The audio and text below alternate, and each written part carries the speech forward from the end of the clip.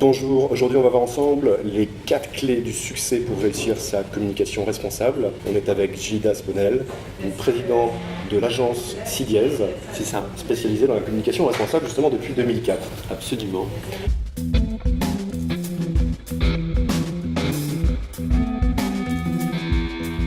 Alors pourquoi s'intéresser à un sujet comme la communication responsable aujourd'hui? On est dans un sujet qui est passionnant parce qu'on est dans une communication qui aujourd'hui s'intéresse à la transition, c'est-à-dire à la transformation des entreprises, des offres, des usages, des comportements des consommateurs. Donc on est dans une communication qui essaie de suivre ce mouvement, de participer à ce mouvement de transition D'accord. et donc d'aider les entreprises et les marques à suivre le mouvement avec une autre façon d'appréhender la communication pour qu'elle réponde mieux aux attentes des gens, tout simplement. Tout simplement.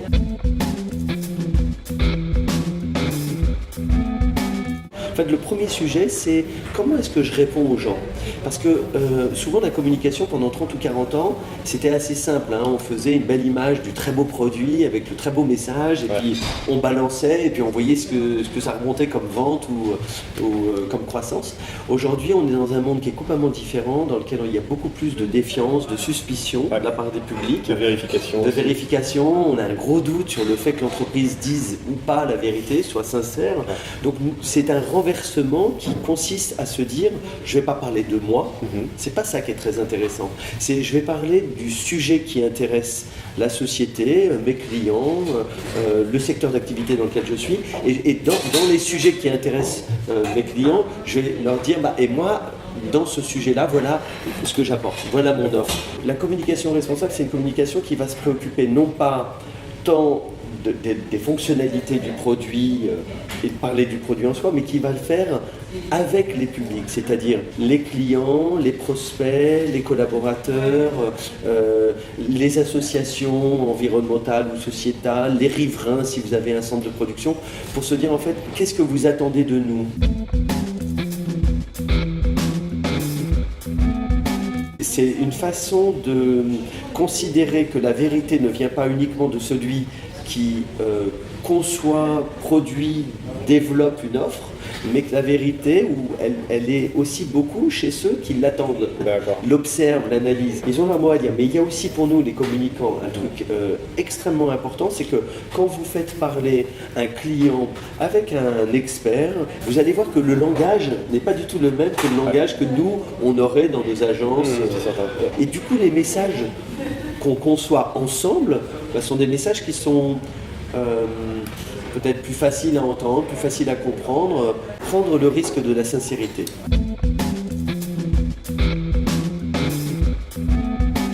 « 75% des Français ne croient pas le discours des entreprises. Oui. Hein ? Moi, ce que je propose, c'est d'accepter de dire les choses. D'accepter d'être sincère. On est dans un monde extrêmement ouvert, tout se vérifie, on peut aller sur les réseaux sociaux, on peut entendre sur des forums, on va avoir plein d'avis.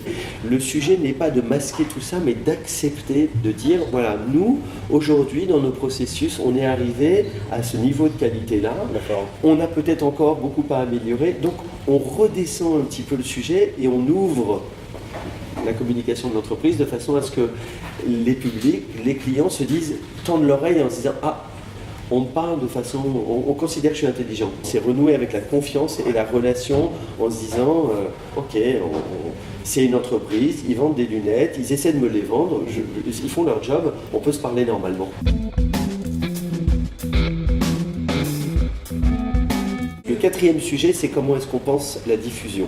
Parce que vous pouvez avoir un super message, mais si vous ratez la façon dont vous le faites connaître au monde, vous ratez votre communication.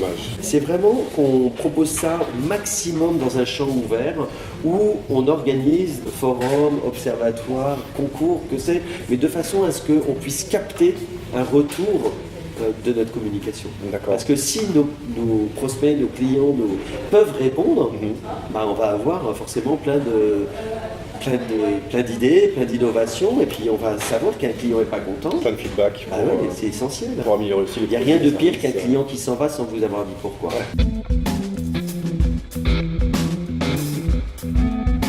Il y a un bénéfice extrêmement important qui sont les futurs collaborateurs de vos entreprises. Aujourd'hui, les jeunes choisissent les entreprises dans lesquelles ils vont aller, ils sont prêts à faire de l'abandon de salaire pour avoir des entreprises qui ont plus de sens, et dans le sens qu'ils donnent à l'entreprise ou à l'activité, il y a la façon dont on considère les publics. C'est générationnel, c'est un mouvement qui est très fort. Donc ça, c'est un point très important dans les avantages. Et puis je reviens sur l'innovation.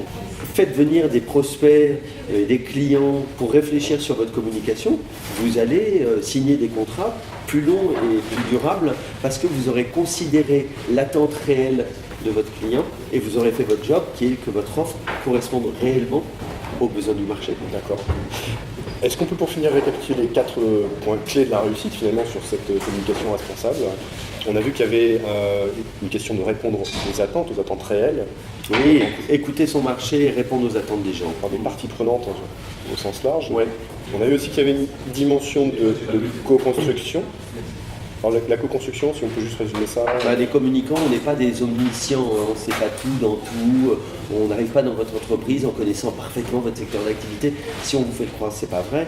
En revanche, ce qu'on sait parfaitement faire, c'est créer des conditions de l'écoute et de faire en sorte de bien capter ce que chacun à sa place a à dire sur la valeur que vous apportez. On a vu qu'il y avait une question de sincérité dans le message adressé à ces parties prenantes. Prendre le risque de ne pas tout contrôler. Et le dernier point, donc c'était dans la partie en aval, sur la manière de diffuser le message. N'ayez pas peur de la critique, encore une fois. Super, merci pour ces quelques minutes j'ai été ravi. d'interview partagée avec vous. Merci à vous d'avoir suivi, j'espère que ça vous a intéressé. On continue la conversation, puisque moi aussi je prends du feedback, on continue dans les commentaires juste en dessous. Inscrivez-vous à la newsletter pour recevoir les prochaines interviews. Et si vous voulez en savoir plus sur la communication responsable, je vous invite à contacter Gildas Bonnel. Oui, mais critiquer surtout. Et Si Diaz. On continuera à critiquer, c'est comme ça qu'on avance et qu'on construit ce qu'il y a de plus beau à faire. Merci.